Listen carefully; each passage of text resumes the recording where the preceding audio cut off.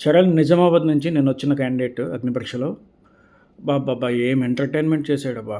నిజంగాన. ఇతను అసలా అంటే ఆర్‌జేగా చేస్తున్నానని చెప్పాడు. But full time CSR host అంట. అంటే సీఎస్ఆర్ అంటే ఒక వెబ్ టూల్ సంబంధించిన దాంట్లో ఏదో హోస్ట్‌లా అంట. అంటే ఐ మీన్ డీటెయిల్స్ అయితే తెలియవు కానీ అదేంటనేది. బట్ పార్ట్ టైమ్ ఆర్‌జే చేస్తున్నాడు. న్యూస్ రీడర్ అంట. కిడ్స్‌కి డాన్సింగ్ ఇన్‌స్ట్రక్టర్.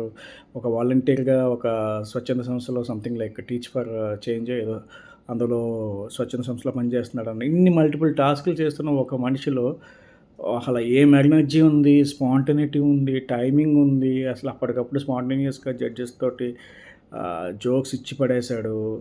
అవి ఫామ్‌లో తను ఫిలప్ చేసిన ఏవైతే ఉన్నావో టాపిక్స్, ఆ టాపిక్స్ రిలేటెడ్ క్వెషన్స్ వస్తాయని ముందుగానే ప్రిపేర్ అయిన తెలివితేటలు కూడా కనబడతాయి అతనిలో.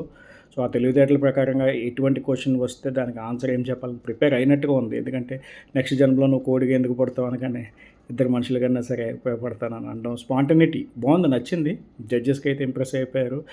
అండ్ ఫుల్ ఎనర్జిటిక్‌గా ఉన్నాడు.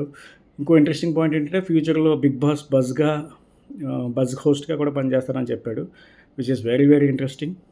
చూడాలి ఎంతవరకు సస్టైన్ అవ్వగలడు ఈ బిగ్ బాస్ జర్నీలో. ఒకళ్ళు సెలెక్ట్ అయితే కనుక ఆ బిగ్ బాస్ 10లో ఎమోషన్స్ కానీ, ఆ స్ట్రాటజీస్ కానీ, ఎంటర్‌టైన్‌మెంట్ కానీ, రిలేషన్షిప్స్, ప్రెజర్ హ్యాండ్లింగ్ ఇవన్నీ చాలా ఉంటాయి, మల్టిపుల్ టాస్క్స్. అవన్నిటిని టెస్ట్ చేస్తాయి.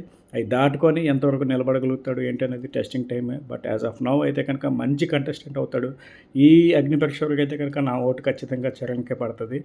సో, మీలో ఎంతమందికి చరణ్ పెర్ఫార్మెన్స్ బాగా నచ్చింది, ఇంప్రెస్ అయ్యారు అనే దాన్ని కామెంట్ చేయండి. So, I think he looks like a promising all rounder. All the best Charan for the Bigg Boss 10.